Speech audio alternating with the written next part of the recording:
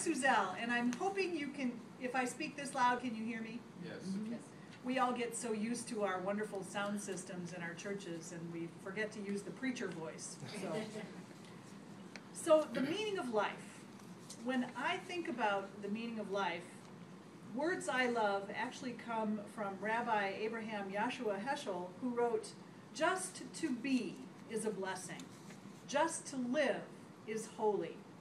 He reminds me of the Unitarian poet William Blake, who once wrote, "Rise and drink your bliss." That would work for Father Phil.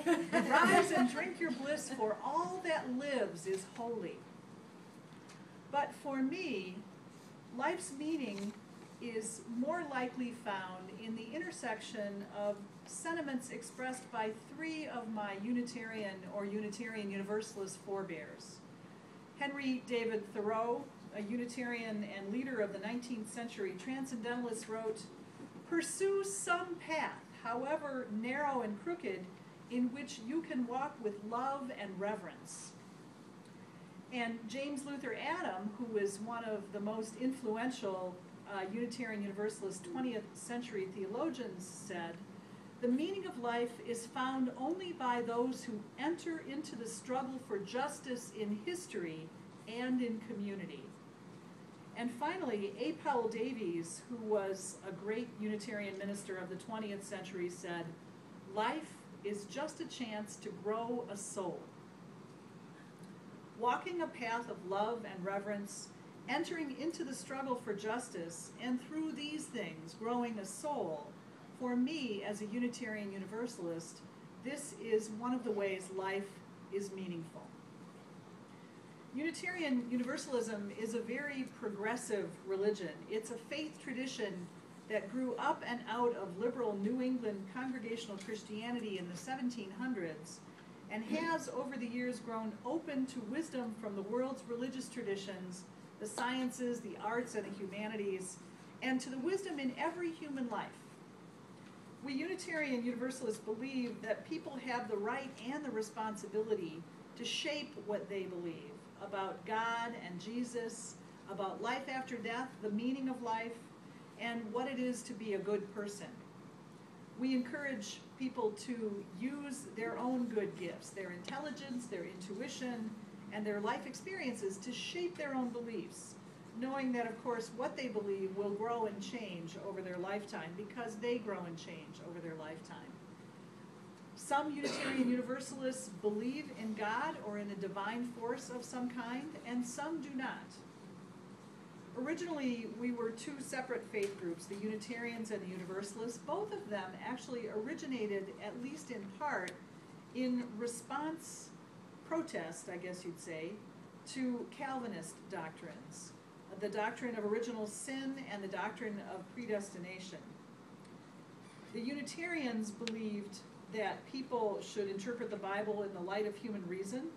Their reading of the Bible led them to believe that all people have the potential for both good and evil in them. The Universalists could not believe that a loving God would condemn any person to an eternity of hell. So you might say that the Universalists believed human beings were born with original blessing as opposed to original sin. Generally speaking, today's Unitarian Universalists, because those two groups merged in the 1960s, today's Unitarian Universalists, or UUs for short, continue to hold a very positive view of human nature and human potential. While not being blind to human weakness and the human capacity for evil, we see human beings as born with a natural inclination to bond with others, to experience empathy and love and compassion, to be altruistic.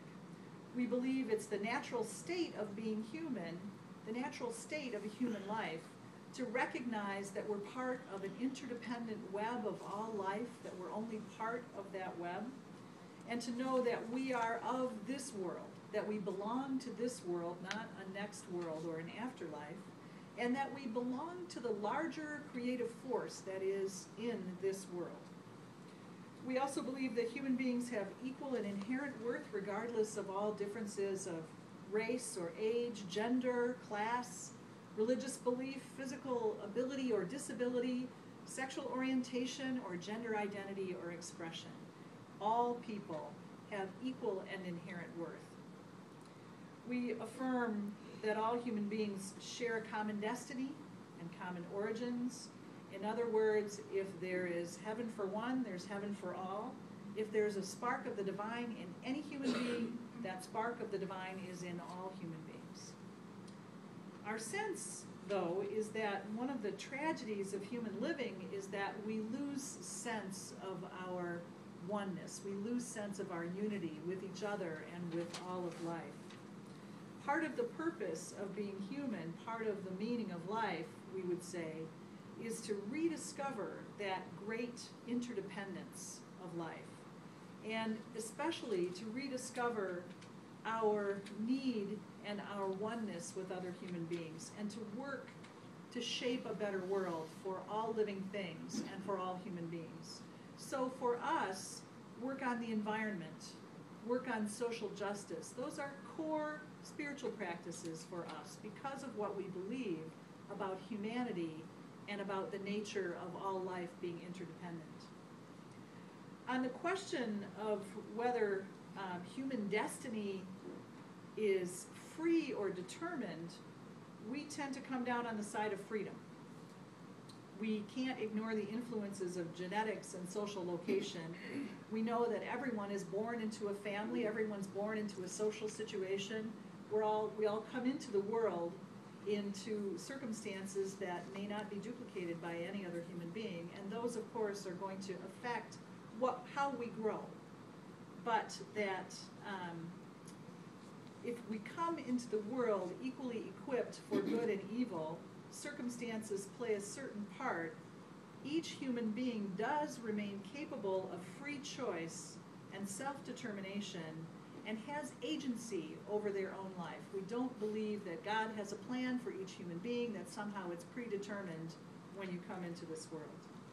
We think each person has the power to contribute to the common good, and ultimately that each person contributes to the overall evolution of human consciousness. Our sense is that the more we understand ourselves and our world and the factors that influence us, the more our freedom is enhanced. So there's this great loop. The more we grow and deepen, the more we're able to grow and deepen. And then the more we advance all of humanity. And to the extent that we have that freedom, that we have that power to grow and shape ourselves and our world, we also believe that we're responsible for doing so. So freedom comes with responsibility. So we have a very high opinion of human beings, but we also believe that human beings have a whole lot of responsibility. So for us, it's less about God and more about human living, human freedom, human responsibility, human opportunity to shape and grow and change ourselves and our world.